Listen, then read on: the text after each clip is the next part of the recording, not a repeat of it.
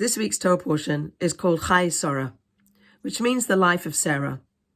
However, what we read about at the beginning of this week's Torah portion is the death of Sarah.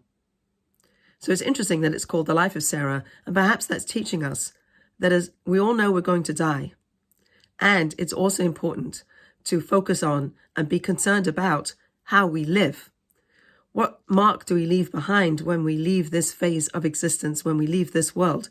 What did we achieve? What growth did we experience in this world? When we go to Shiva houses, sometimes it's very common for people to ask, well, how did your loved one die? But perhaps the more interesting or foundational question is, how did your loved one live?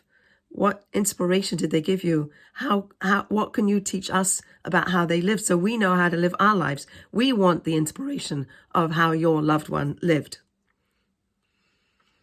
The death of Sarah in this week's Parsha is juxtaposed with the end of last week's Torah portion, where we read about the binding of Isaac, where Abraham brings their son up to the altar, thinking that God wants him to be sacrificed. As we know, he doesn't sacrifice him. However, Sarah has a vision that Isaac is in fact sacrificed and that he died on the altar.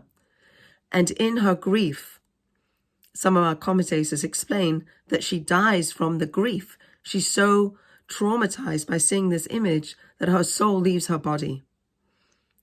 The Eish Kodesh, who was the rabbi in the Warsaw Ghetto during the Holocaust, sees that Sarah dying because of the grief of the perceived loss of Isaac is a message to God, to say to God, don't send so much suffering to your people that we can't get up, that we die under the huge weight of this suffering. Don't send so much that we die.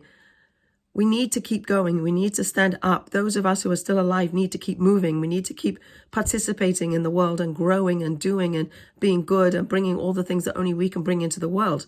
So as much as perhaps Sarah died out of grief, that message that the Eish Kodesh is teaching us is an injunction to God to say, God, don't send so much suffering that we can't get up.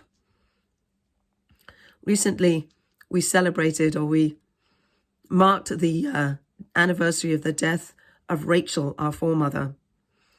And she is somebody who cries for her children. She cries for us. She wants all of us to be redeemed and for God to take care of us. On that yahrzeit, there was an interview with two Rachels. Rachel, the mother of Hirsch, who was murdered in the tunnels of Gaza, and Rachel, the wife of a Rabbi, Avi Goldberg, who was killed in battle. And both of these women said, I have no choice but to get up and keep moving. We live in a world where we get up and we keep moving. Please, God, don't send so much suffering that we can't get up, and let's focus on our lives and how we live them.